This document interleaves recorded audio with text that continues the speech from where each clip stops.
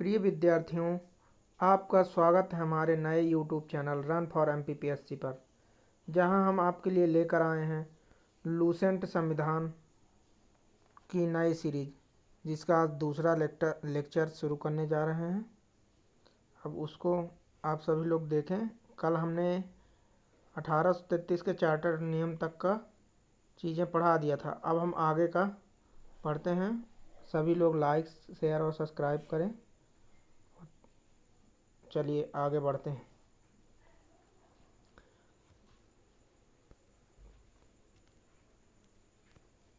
तो आज हम पढ़ेंगे 1853 का चार्टर अधिनियम। 1833 के चार्टर अधिनियम तक हमने पढ़ लिया था। तो 1833 के चार्टर अधिनियम लास्ट हमने पढ़ा था कि विधि आयोग बनाया गया और विधि आयोग बनाया गया। यहाँ पे आपको दिखाया गया था कि विधि आयोग बनाया गया और लॉर्ड मैकाले की अध्यक्षता, मतलब विधि आयोग के प्रथम अध्यक्ष लॉर्ड मैकाले थे। अब 1833 का चार्टर नियम हम पढ़ेंगे। तो इसमें है कि इस अधिनियम की मुख्य विशेषताएं हैं। इस अधिनियम की पहली विशेषता क्या थी? इस अधिनियम के द्वारा सेवाओं में नामजदगी का सिद्धांत समाप्त कर कंपनी के महत्वपूर्ण पदों को प्रतियोगी परीक्षाओं के आधार पर भरने की व्यवस्था की गई। मतलब अब किसी को नॉमिनेट नहीं किया जाएगा, डायरेक्ट किसी को पदस्थ नहीं किया जाएगा, उसके लिए अलग से एग्ज़ाम होंगे और उस परीक्षा को पास करने के बाद ही सेवाओं में, मतलब ब्रिटिश की जो सेवाएं चल रही थी, प्रशासनिक सेवाएं, उनमें भर्ती होगी। इसके लिए 1854 में मैकाले समिति की नियुक्ति की गई। मतलब इन महत्वपूर्ण परीक्षाओं को, जो प्रतियोगी परीक्षाएं कराने के लिए एक समिति का गठन किया गया, जो मैकाले समिति के नाम से जानी गई। दूसरा पॉइंट क्या है? इस अधिनियम के द्वारा गवर्नर जनरल को परिषद के विधायी एवं प्रशासनिक कार्यों को अलग कर दिया गया। अर्थात इस अधिनियम के द्वारा गवर्नर जनरल की परिषद के विधायी एवं प्रशासनिक कार्यों को अलग कर दिया गया। अब गवर्नर जनरल की परिषद के विधायी कार्यों को और प्रशासनिक कार्यों को अलग अलग कर दिया गया। इसके तहत परिषद में 6 नए पार्षद जोड़े गए, जिन्हें विधान पार्षद कहा गया। मतलब इस जो परिषद थी, अब कार्य इसके अलग अलग हो गए और इसमें 6 लोग और जोड़ दिए गए। पहले की जो गवर्नर जनरल की परिषद थी उसमें 4 लोग थे, अब इसमें 6 और लोग जोड़ दिए गए, क्योंकि कार्य अलग अलग कर दिए गए थे। ये हो गया 1853 का चार्टर अधिनियम। अब हम अगला अधिनियम जो है वो है 1858 का भारत शासन अधिनियम। ये 1857 क्रांति के उपरांत, जब भारत में ब्रिटेन की महारानी का पूर्ण शासन हो गया, तब लेकर आया गया। तो अब उसके लिए क्या क्या इसमें प्रावधान थे, अब उसको देखते हैं। इसको हम लोग डिलीट कर देते हैं।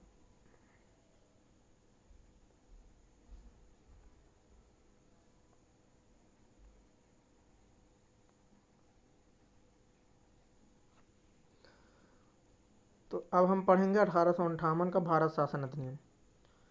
इस अधिनियम की विशेषताएं निम्नलिखित हैं। इसकी पहली विशेषता क्या है? भारत का शासन कंपनी से लेकर ब्रिटिश क्राउन के हाथों में सौंप दिया गया। मतलब भारत का जो शासन था अभी तक कंपनी के हाथ में था, और कंपनी के असंतोष के कारण, कंपनी के प्रति असंतोष जब भारत में हुआ और 1857 क्रांति हुई, तो 1857 की क्रांति के दमन के बाद अंग्रेज़ों ने 1858 का भारत शासन अधिनियम लेकर आए। उसमें सबसे पहला पॉइंट यही था कि ब्रिटिश क्राउन के हाथ में सारी सत्ता सौंप दी गई। अब मतलब अब कंपनी से शासन नहीं किया जाएगा, अब डायरेक्ट ब्रिटिश क्राउन यहाँ शासन करेंगे।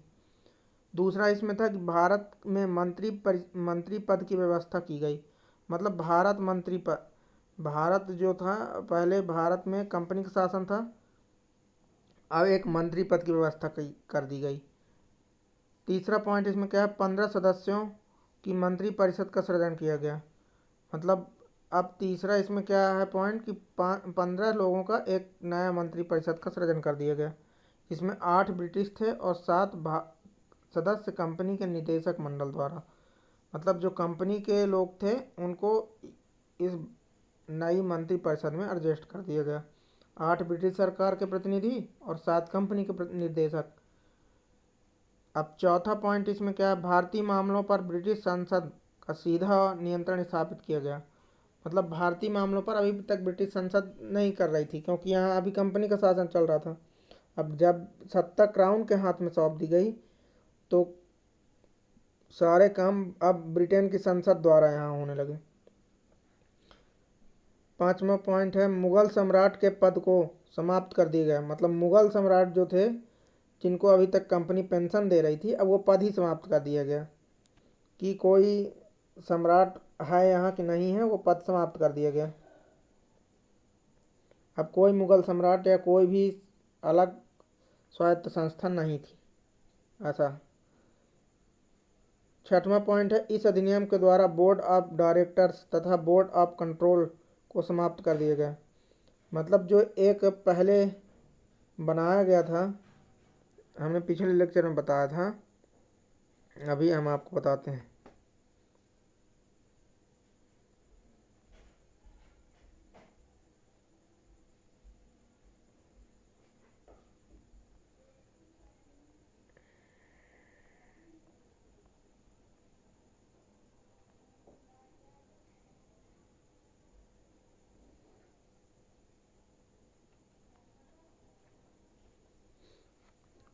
तो इस अधिनियम द्वारा बोर्ड ऑफ डायरेक्टर्स तथा बोर्ड ऑफ कंट्रोलर को समाप्त कर दिया गया।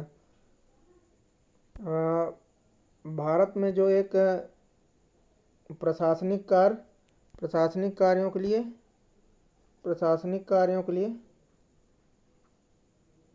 प्रशासनिक और आर्थिक कार्यों के लिए दो बोर्ड बना दिए गए थे। अब उन दोनों बोर्डों को बंद कर दिया गया, समाप्त कर दिया गया। किसके द्वारा? 1858 के भारत शासन अधिनियम द्वारा। इसको याद रखिए। अब अगला पॉइंट इसमें क्या है, भारत के शासन संचालन के लिए ब्रिटिश मंत्रिमंडल में एक सदस्य के रूप में भारत के राज्य सचिव की नियुक्ति की गई। भारत के शासन संचालन के लिए, भारत के में किस प्रकार शासन संचालन किया जाएगा, उसके लिए संसद द्वारा, ब्रिटेन के संसद द्वारा एक सदस्य का नियुक्ति कर दी गई, जिसे नाम दिया गया भारत का राज्य सचिव। वह अपने कार्यों के लिए ब्रिटिश संसद के प्रति उत्तरदायी था। वह जो भी कार्य करेगा वो ब्रिटिश संसद के लिए करेगा। भारत के प्रशासन पर इसका संपूर्ण नियंत्रण था। उसी का वाक्य अंतिम होता था, वह चाहे वह नीति के विषय में हो या अन्य ब्यौरे के विषय में हो। मतलब अब सभी सर्वे सर्वा जो हो गया वो भारत राज्य सचिव हो गया। अगला पॉइंट है इसमें, भारत के गवर्नर जनरल का नाम बदलकर वायसराय कर दिया गया। तो यहाँ पे एक इम्पोर्टेंट जो परीक्षा में आने योग्य प्रश्न है, किस अधिनियम द्वारा भारत के गवर्नर जनरल का पद का नाम बदल दिया गया?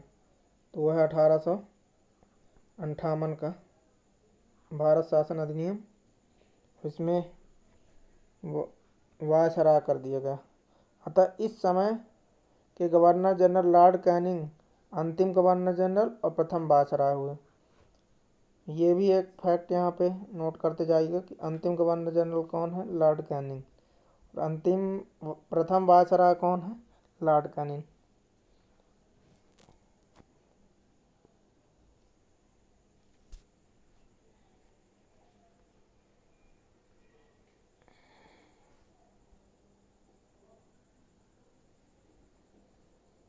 चलिए दोस्तों, अब चलते हैं अगले पेज पर।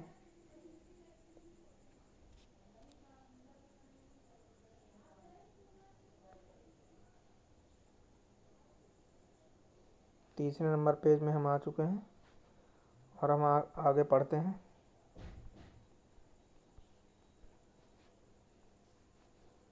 अब आगे हमारा जो है हम उसको पढ़ते हैं। ये है 1861 का भारत परिषद अधिनियम।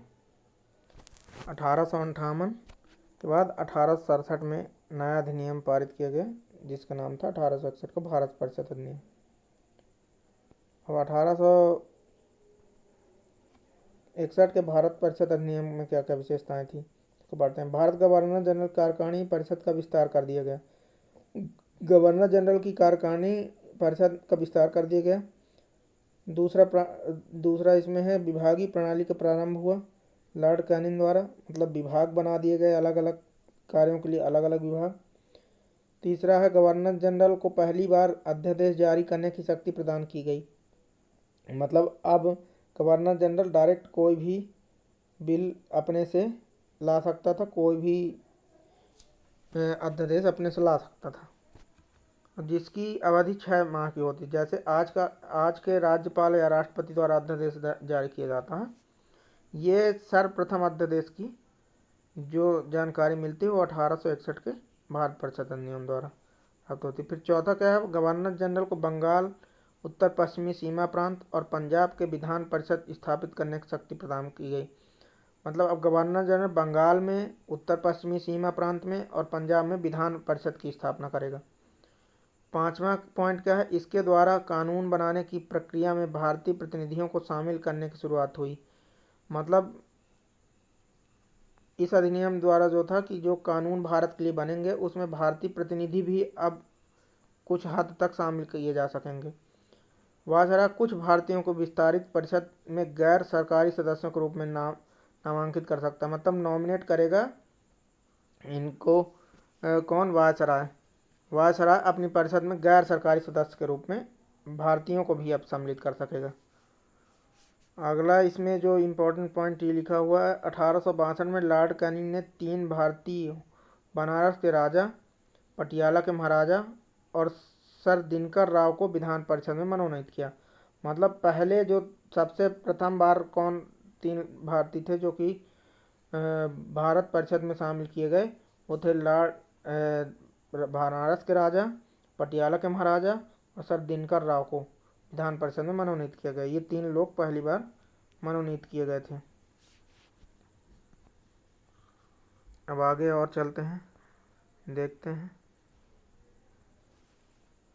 1873 का अधिनियम। 1873 का अधिनियम क्या है, इस अधिनियम द्वारा यह उपबंध किया गया कि ईस्ट इंडिया कंपनी को किसी भी समय भंग किया जा सकता है। मतलब जो कंपनी थी ईस्ट इंडिया कंपनी, उसको भंग किया जा सकता है। और 1 जनवरी 1884 ईस्वी को ईस्ट इंडिया कंपनी को औपचारिक रूप से भंग कर दिया गया। मतलब ईस्ट इंडिया कंपनी को किस डेट में भंग कर दिया गया, 1 जनवरी 1884। किस अधिनियम द्वारा भंग कर दिया गया, 1873 के अधिनियम द्वारा। ये पॉइंट हमको याद रखना है। शाही उपाधि अधिनियम 1876। अब शाही उपाधि अधिनियम किस लिए लाया गया, इसको देखते हैं। इस अधिनियम द्वारा गवर्नर जनरल की केंद्रीय कार्यकारिणी में 6ठे सदस्य की नियुक्ति कर उसे लोक निर्माण विभाग का कार्य सौंपा गया। मतलब पहले 1+4 थे वायसराय की कार्यकारिणी में, अब इसमें एक और सदस्य जोड़ दिया गया जिससे अब संख्या हो गई 1+5, टोटल 6। तो 1+5 जो 6ठा सदस्य नियुक्त किया गया उसे लोक निर्माण विभाग सौंप दिया गया। और 28 अप्रैल 1876 को घोषणा कर दी गई कि महारानी विक्टोरिया को भारत का साम्राज्य घोषित कर दिया गया।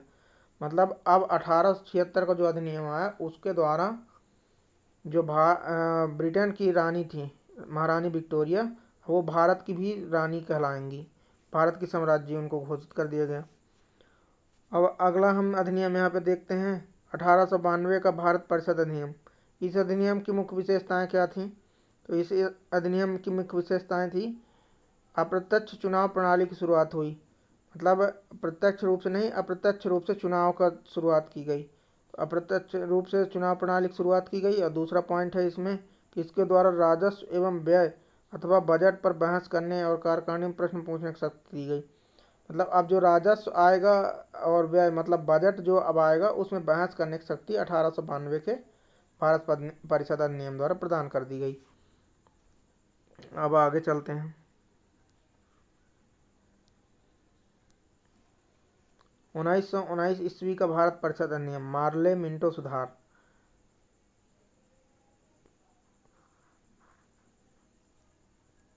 यहाँ से हमारा वास्तविक रूप से शुरू हो रहा है संविधान की प्रक्रिया। अधिकतर चीज़ें 1909, कुछ चीज़ें 1909, कुछ चीज़ें 1919 और कुछ आधे से अधिक चीज़ें 1935 के अधिनियम द्वारा हमारे संविधान में शामिल की गई हैं। यहाँ से इम्पोर्टेंट पॉइंट बहुत सारे बनेंगे जिनको हमको याद रखना है। चलिए देखते हैं क्या है इसमें, कौन कौन से प्रावधान किए गए मार्ले मिंटो सुधार में। तो इसमें पहला पॉइंट है, पहली बार मुस्लिम समुदाय के लिए पृथक प्रतिनिधित्व का उपबंध किया गया। पहला है यहाँ पे यही इम्पोर्टेंट पॉइंट है कि किस अधिनियम द्वारा मुस्लिम समुदाय के लिए पृथक निर्वाचन क्षेत्र उपबंधित किया गया। मुस्लिम समुदाय के लिए पृथक प्रतिनिधित्व का उपबंध किस अधिनियम द्वारा किया गया? 1909 के, जिसको मार्ले मिंटो सुधार के कहा गया।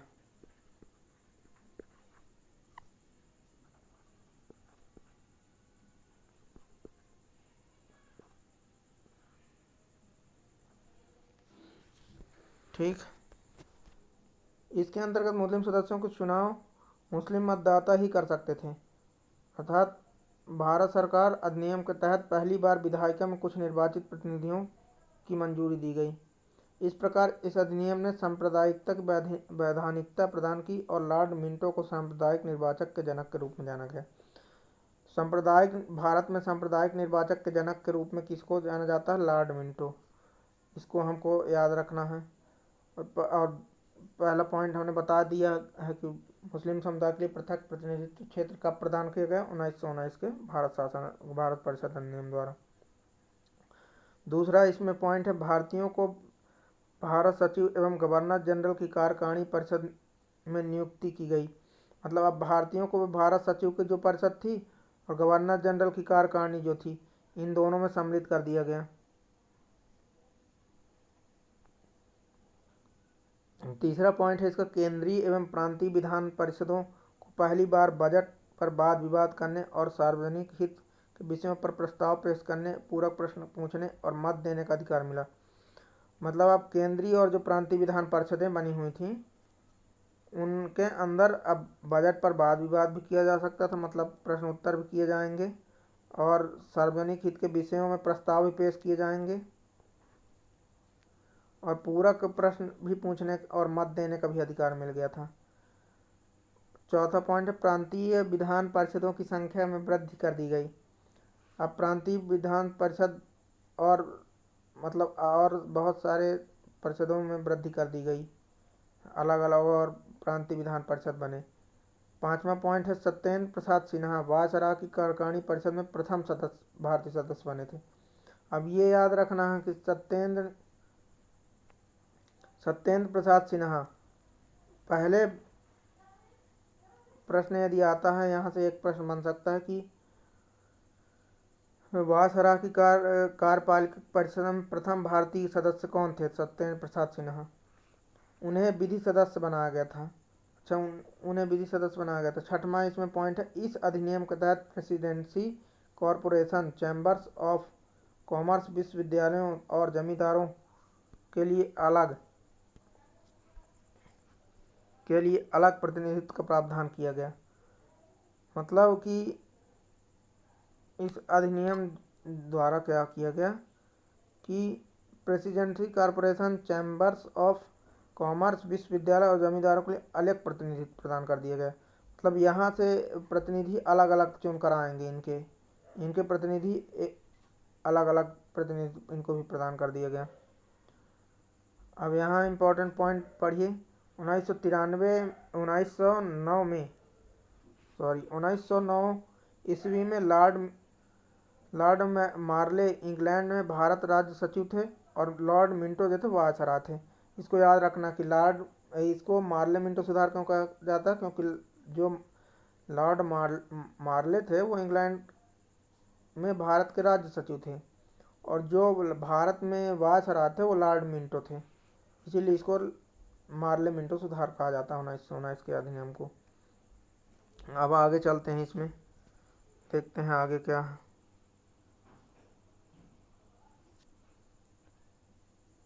इसमें आगे है 1919 ईस्वी का भारत शासन अधिनियम। 1919 ईस्वी का भारत शासन अधिनियम मॉन्टेग्यू चेम्सफोर्ड सुधार कहा गया, क्योंकि इस अधिनियम में मुख्य विशेषताएं निम्नलिखित थी। केंद्र में द्विसदनात्मक विधायिका थी, की स्थापना की गई? प्रथम बार केंद्र में द्विसदनात्मक विधायिका की स्थापना किस अधिनियम द्वारा की गई? तो 1919 का अधिनियम।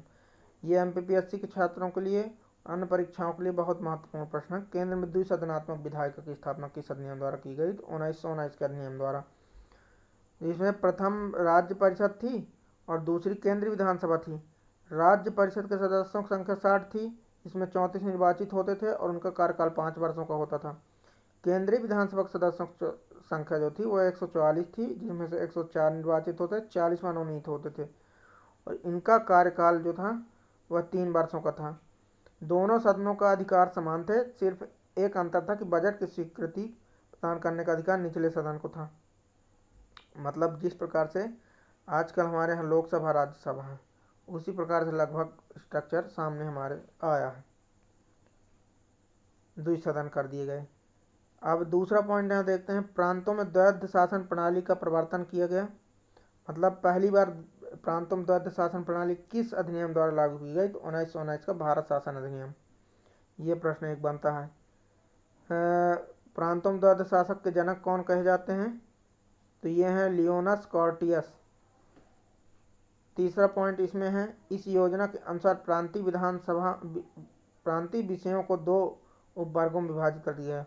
मतलब प्रांतीय जो विषय थे अब उनको विभाजित कर दिया गया, आरक्षित विषय और हस्तांतरित या आंतरिक विषय हो गए।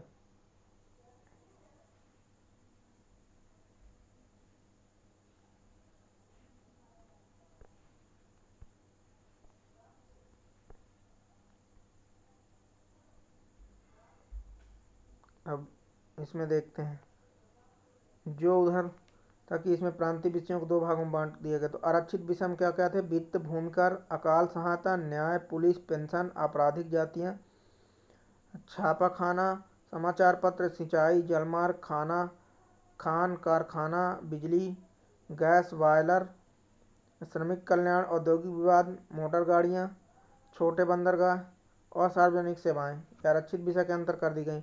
और हस्तांतरित विषय के अंतर क्या क्या कर दी गई? शिक्षा, पुस्तकालय, संग्रहालय, स्थानीय स्वायत्त शासन, चिकित्सा सहायता, सार्वजनिक निर्माण विभाग और आबकारी उद्योग, तौल माप, सार्वजनिक मनोरंजन पर नियंत्रण और धार्मिक तथा अग्रहार दान, ये सब हस्तांतरित विषय कर दिए गए। तो आरक्षित विषयों का प्रशासन गवर्नर के और उसके कार्यकारी परिषद के माध्यम से किया जाना था।